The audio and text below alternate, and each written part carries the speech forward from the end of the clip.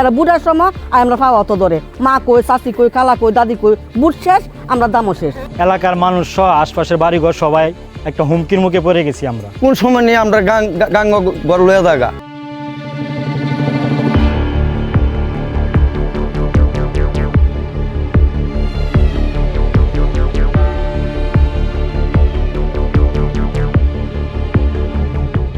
আমরা দুইটা ফাড়া নিয়ে ধরেন আমরা খুব বয়ে আছি কেড়ে ধরে নিতে যে একটা বাঙ্গা দিছে এই বাঙ্গায় কোন সময় না জানি কার বাড়ি ঘর ভাঙ্গে আমরা নিজেও করতে পারি না।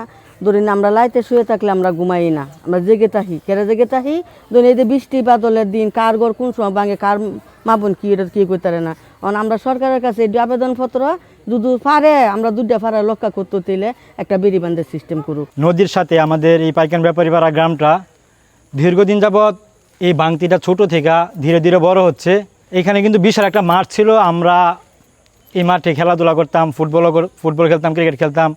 কিন্তু এখন বর্তমানে এই মাঠের যে একটা ভয়াবহ অবস্থা, যা এলাকার মানুষ সহ আশপাশের বাড়িঘর সবাই একটা হুমকির মুখে পড়ে গেছি আমরা।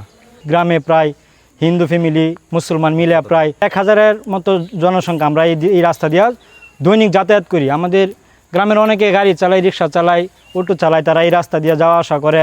বর্তমানে এরকম একটা পরিস্থিতির মধ্যে পড়ছে যে রাস্তা দিয়া মানে আমরা হাইটেও যেতে পারি না, গাড়ি ঘুরো তো পরের কথা। এই যে আজকে একটা গাছ পড়ছে, কিছুক্ষণ তারে গাছের কারেন্টের তারে আপনার আটকাইছে, নাই তো দোকানটা ভাঙে গেল গইলে।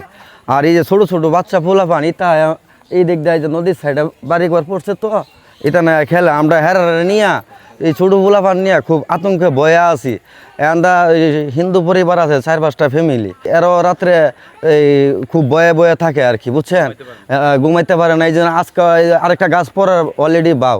কিছুদিন আগে মন্ত্রী সাহেব আসছিল, এই যে এই জায়গায় বসছিল নাকি, উনি বলছে যে খুব দ্রুত এই কাজটা করে দিব।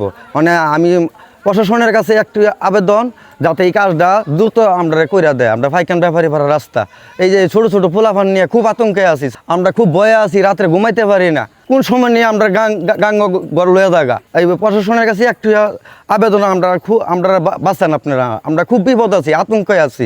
বাড়ি ঘর ভাঙ্গা নিতেছে, আমরা 3-4টা হিন্দু আছি এই জায়গার মধ্যে। এখন এই বাড়ি দিদি ভাঙ্গা জায়গাতে আমরা কইতাম কি 3 সাইডেই বাড়ি ঘর আছে এবং আমার দোকান আছে প্রায় 3 হাতের মতো আছে। যে আর 1-2 দিন বৃষ্টি পড়লে দোকানটা যাওয়ার অবস্থা আর কি। আমরা গরিব মানুষ, মনে করেন যে দোকানদার সেলুনে কাজ করে আর কি, চলাফেরা করতে লাগে আর কি। এখন যদি দোকানটা চলে যায় তাহলে আমরা কীভাবে চলাফেরা করবো।